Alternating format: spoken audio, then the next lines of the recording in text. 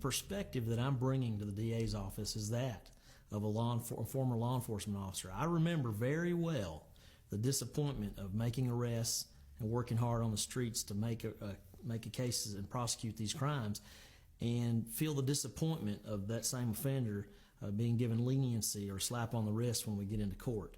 And that's what I'm talking about, is strengthening the partnerships between the law enforcement officers and the attorney prosecutors in the DA's office, so that we can work as a team to properly prosecute these offenders throughout the system and obtain convictions.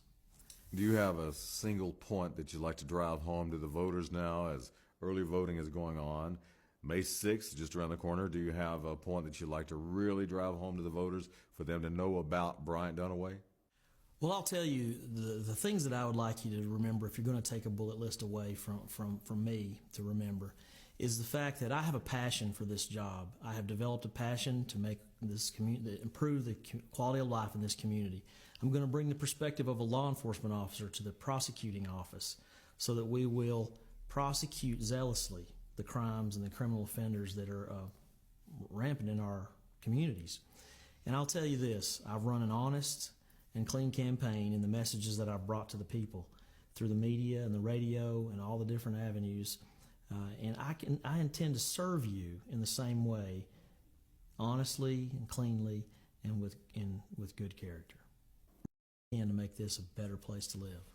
One of the issues a lot of voters have on their mind, Brian, is plea bargaining. Citizens are pretty much fed up with the bad guys being caught, but then they plea bargain down the sentence and get out of jail early.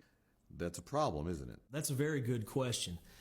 Plea bargainings are a concern for me, especially when it comes to repeat offenders. Repeat offenders being people that continuously break the law, and we see their faces and their names in the newspapers and in the courtrooms time after time after time. Those people are a problem in many ways, and the plea bargaining in those types of cases, it needs to be minimal, if any at all. Now, it's important to me. I like to go to bat for kids and try to do what I can to make sure kids are taken care of, and children, and that's part of going to be my focus as a DA. What has motivated you to want to become the district attorney in our district? Well, I want to run for the district attorney general because, bottom line, to cut it to the bottom, I want to do everything that I can to improve the quality of life in our district. And the district attorney general is in a unique position to do that.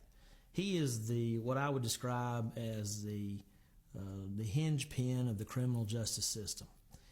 The district attorney has a unique ability to pull the partnerships together.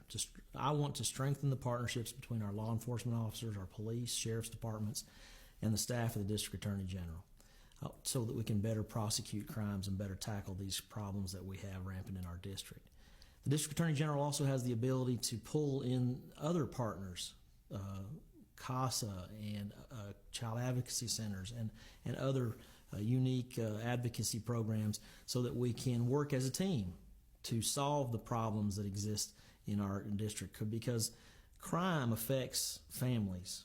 It affects children. We pull children out of homes that have methamphetamine labs, and we just can't turn a blind eye to those children. We need to have a teamwork approach to solve the problems of this district and to make them better.